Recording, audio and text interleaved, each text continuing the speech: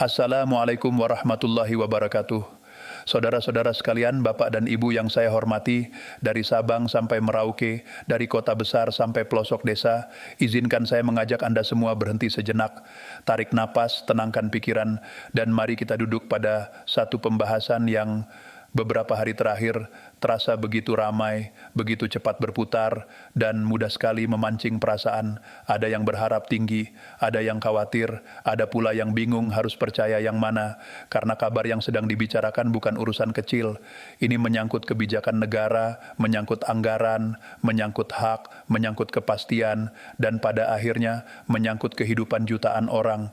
Terlebih kalau informasi itu membawa-bawa kata-kata yang sensitif di telinga masyarakat, seperti THR, rapelan, dan gaji ke-13, maka wajar bila perhatian langsung tertuju pada tanggal yang disebut-sebut semakin dekat, yaitu sebelum atau sampai 20 Februari.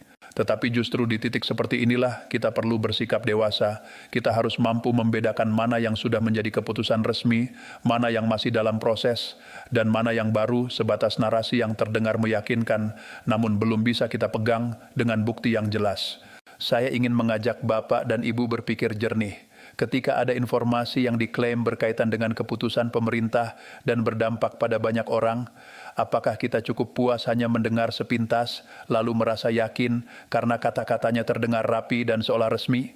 Ataukah kita memilih memahami dengan tenang, menelaah langkah demi langkah, lalu menunggu kepastian sebelum menarik kesimpulan? Pengalaman kita selama ini mengajarkan satu pelajaran penting. Arus informasi sering bergerak lebih cepat daripada penjelasan resmi. Pesan berantai dapat menyebar hanya dalam hitungan menit, potongan video bisa viral tanpa konteks, dan narasi bisa dikemas seolah sudah final. Padahal kepastian tidak lahir dari keramaian, tidak datang dari viral, dan tidak bisa dibangun dari kata-katanya. Kepastian selalu punya alamat yang jelas, dokumen resmi, kanal resmi, pernyataan resmi, dan prosedur resmi yang bisa ditelusuri. Belakangan ini, kabar yang beredar mengarah pada kemungkinan adanya kebijakan penting yang akan diperjelas atau diumumkan sebelum atau sampai tanggal 20 Februari. Ada yang mengaitkannya dengan percepatan pencairan dana tertentu, ada yang menyebut adanya penyesuaian kebijakan, ada pula yang menyampaikan bahwa dampaknya akan sangat luas. Lalu, di tengah gelombang kabar itu muncul narasi yang lebih spesifik.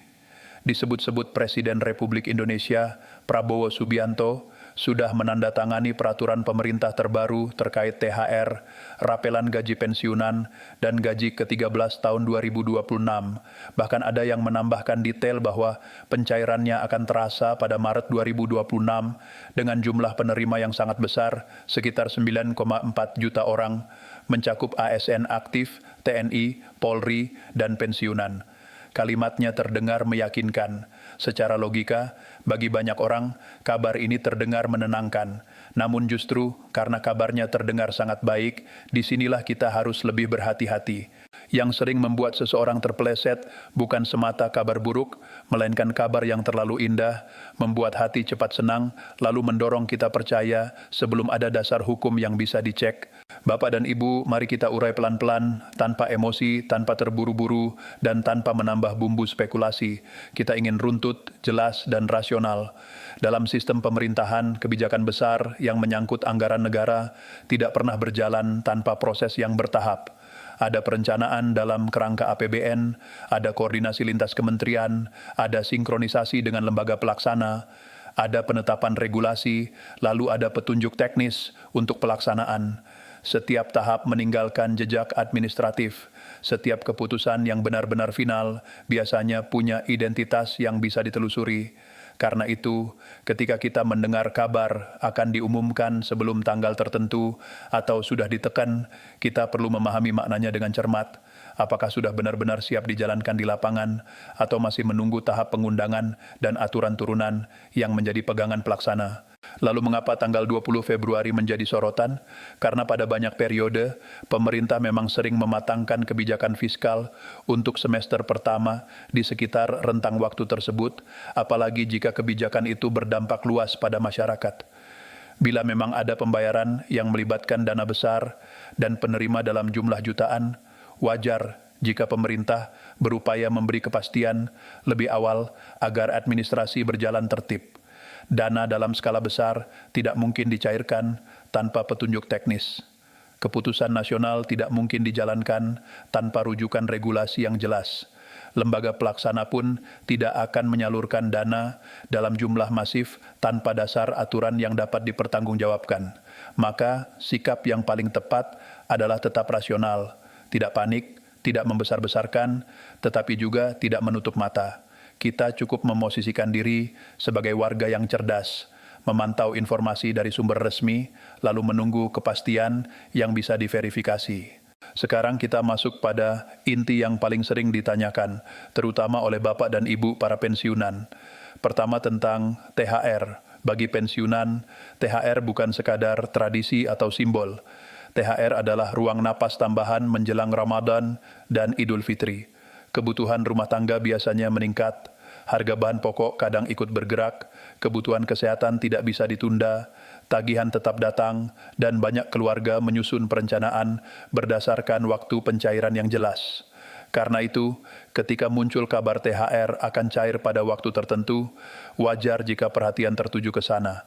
Namun perhatian itu sebaiknya dibarengi dengan sikap tenang, karena yang menentukan bukan rumor, melainkan jadwal resmi dan mekanisme yang ditetapkan. Kedua, tentang rapelan. Kata rapelan terdengar menggembirakan karena seolah ada pembayaran sekaligus, seolah ada tambahan yang masuk dalam satu momen. Tetapi kita harus memahami rapelan secara tepat.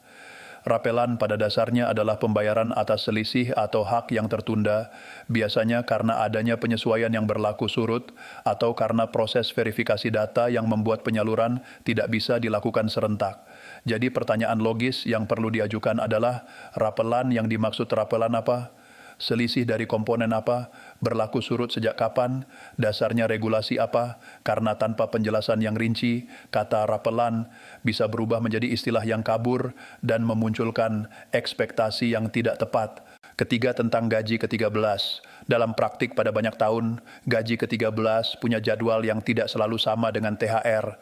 Gaji ke-13 sering dikaitkan dengan kebutuhan pendidikan dan persiapan tahun ajaran, sehingga waktu pencairannya bisa berada pada periode yang berbeda.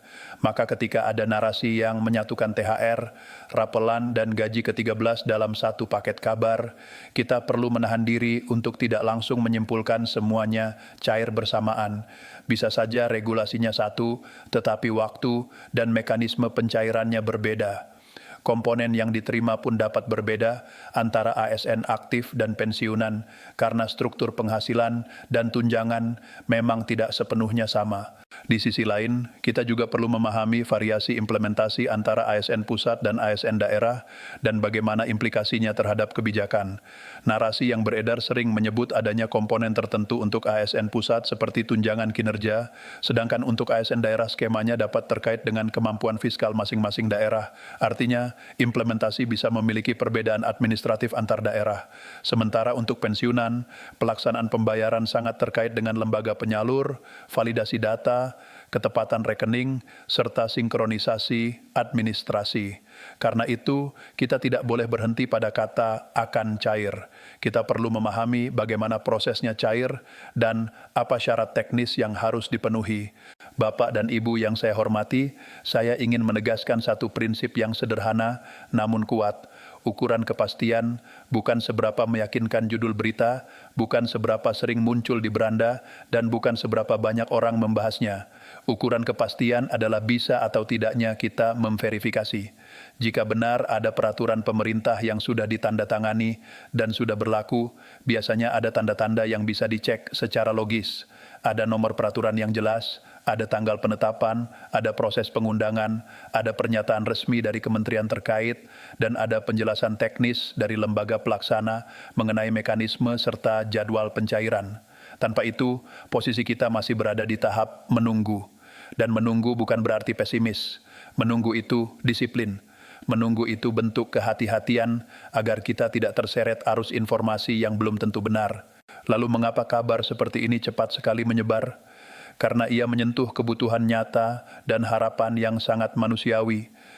Jutaan keluarga menanti kepastian, dan ketika muncul kabar yang terdengar menjanjikan, apalagi dikaitkan dengan bulan Maret yang berdekatan dengan Ramadan dan hari besar keagamaan. Secara logika, ekonomi itu terasa masuk akal. Pemerintah memang sering menempatkan kebijakan tertentu pada momen yang dapat menjaga daya beli masyarakat. Jika benar ada kebijakan yang memastikan pembayaran tertentu pada Maret, dampaknya bisa luas. Perputaran uang meningkat, pasar tradisional lebih ramai, warung dan UMKM bergerak, apotek dan layanan kesehatan lebih hidup, dan ekonomi mikro mendapat dorongan. Namun sekali lagi, semua dorongan itu bersumber dari anggaran negara, dan anggaran negara tidak bergerak karena viral. Anggaran negara bergerak karena regulasi, prosedur, dan mekanisme yang jelas. Karena itu, sikap yang paling aman bukan menolak mentah-mentah dan bukan pula percaya mentah-mentah. Sikap yang paling aman adalah seimbang.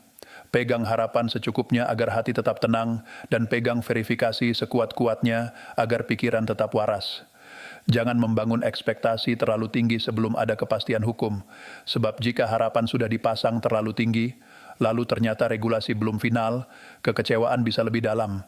Dan bagi Bapak Ibu pensiunan, stabilitas emosi dan stabilitas perencanaan keuangan itu sangat penting. Ruang untuk salah langkah lebih sempit dibanding saat masih aktif bekerja.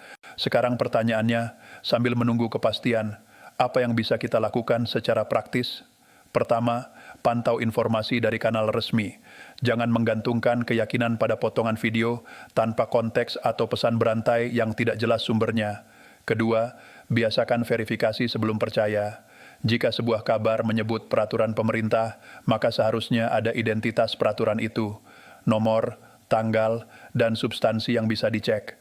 Ketiga, rapikan administrasi pribadi. Banyak keterlambatan terjadi bukan karena dana tidak ada, tetapi karena rekening pasif, data tidak sinkron, atau verifikasi belum selesai. Jadi pastikan rekening yang digunakan aktif, data kependudukan dan administrasi terkait rapi, serta jika ada layanan pembaruan data melalui jalur resmi, ikuti prosedurnya dengan benar. Keempat, jangan membuat keputusan keuangan besar hanya karena katanya uang akan cair pada tanggal tertentu. Jangan berutang dengan asumsi pencairan sudah pasti. Tunggu sampai dana benar-benar masuk rekening. Ini bukan soal tidak percaya, ini soal menjaga diri. Bapak dan Ibu, ada satu hal penting yang juga wajib kita waspadai. Potensi penyalahgunaan situasi. Setiap kali ada kabar tentang pencairan dana atau pembayaran hak masyarakat, selalu ada oknum yang mencoba mengambil keuntungan. Ada yang menyebar tautan formulir palsu, ada yang mengaku petugas dan meminta biaya administrasi, ada yang mengatakan bisa membantu mempercepat pencairan, bahkan ada yang berani meminta data sensitif. Ingat baik-baik, hak dari negara tidak pernah dipungut biaya. Prosedur resmi tidak meminta Anda mentransfer uang untuk memproses hak. Jika ada yang meminta transfer, meminta kode OTP, meminta akses rekening, atau mengarahkan ke jalur yang tidak jelas, itu patut dicurigai. Jangan sampai karena menanti kabar baik, kita justru membuka celah untuk kerugian. Lalu bagaimana jika sampai tanggal 20 Februari belum ada pengumuman final? Apakah itu berarti kabar sebelumnya pasti salah? Tidak selalu. Bisa jadi prosesnya memang membutuhkan waktu lebih panjang. Kebijakan yang menyangkut jutaan penerima tidak bisa diputuskan tergesa-gesa. Ada faktor penerimaan negara, ada proyeksi belanja, ada kondisi ekonomi global, ada stabilitas fiskal, dan banyak indikator lain yang menjadi pertimbangan. Jadi, tidak keluarnya pengumuman pada tanggal tertentu tidak otomatis membatalkan kemungkinan adanya kebijakan. Itu hanya berarti kita belum sampai pada tahap kepastian yang bisa dipegang. Dan sebaliknya, jika sebelum tanggal itu ada pernyataan resmi yang jelas, maka kita menyambutnya dengan tenang dan penuh rasa syukur karena akhirnya ada pegangan yang bisa dijadikan dasar. Saya ingin menutup pembahasan ini dengan satu pesan yang mudah diingat. Hak yang memang menjadi milik Anda tidak akan hilang begitu saja. Negara bekerja dengan sistem, kebijakan berjalan dengan aturan, kepastian akan datang melalui jalur resmi, bukan melalui kabar angin. Maka sampai ada pengumuman yang bisa diverifikasi, mari kita lakukan 3 hal sederhana namun penting. Pantau sumber resmi, verifikasi sebelum percaya, dan siapkan administrasi pribadi agar tidak terhambat masalah teknis. Jika pengumuman resmi benar-benar keluar, di situ akan dijelaskan siapa yang terdampak, bagaimana mekanismenya, kapan pelaksanaannya, dan komponen apa saja yang dibayarkan. Dengan begitu, tidak ada lagi ruang untuk saling menebak. Namun, jika belum ada kepastian, kita tetap tenang karena proses kebijakan memang memiliki tahapan. Bapak Ibu para pensiunan ASN yang saya hormati, salam hormat setinggi-tingginya untuk Anda semua dari Sabang sampai Merauke, dari Miangas sampai Pulau Rote. Semoga Bapak Ibu selalu diberi kesehatan, umur panjang, hati yang lapang, dan rezeki yang berkah. Setelah puluhan tahun mengabdi, ketenangan dan kepastian memang menjadi kebutuhan yang sangat berharga. Karena itu, ketika ada kabar yang menyebut THR, rapelan, dan gaji ke-13 tahun 2026 akan cair, bahkan disebut-sebut terjadi pada bulan Maret, wajar jika hati ikut berdebar. Tetapi mari kita berdiri di atas pijakan yang kuat. Kita boleh berharap, namun jangan sampai harapan membuat kita lupa memeriksa. Kita boleh optimis, tetapi jangan sampai optimisme membuat kita mengabaikan aturan. Kalau kabar itu benar, maka tandanya akan jelas dan bisa kita cek. Regulasi memiliki identitas yang tegas, pernyataan resmi dapat ditemukan, petunjuk teknis bisa diikuti, dan pada akhirnya dana benar-benar masuk ke rekening sesuai prosedur. Jika belum jelas, itu berarti kita masih menunggu. Bukan berarti hak kita dihapus, bukan berarti kita kalah, melainkan karena negara memang bekerja melalui mekanisme yang bertahap. Yang paling kuat, bukan yang paling cepat percaya, tetapi yang paling sabar, menunggu kebenaran sambil tetap waspada. Semoga pembahasan ini memberi ketenangan, memberi arah, dan membantu Bapak Ibu menyikapi setiap informasi dengan lebih cerdas. Terima kasih sudah menyimak dengan penuh perhatian. Semoga Allah Subhanahu wa Ta'ala selalu melindungi kita, memudahkan urusan kita, dan memberikan kebaikan bagi masyarakat Indonesia secara keseluruhan. Wassalamualaikum warahmatullahi wabarakatuh.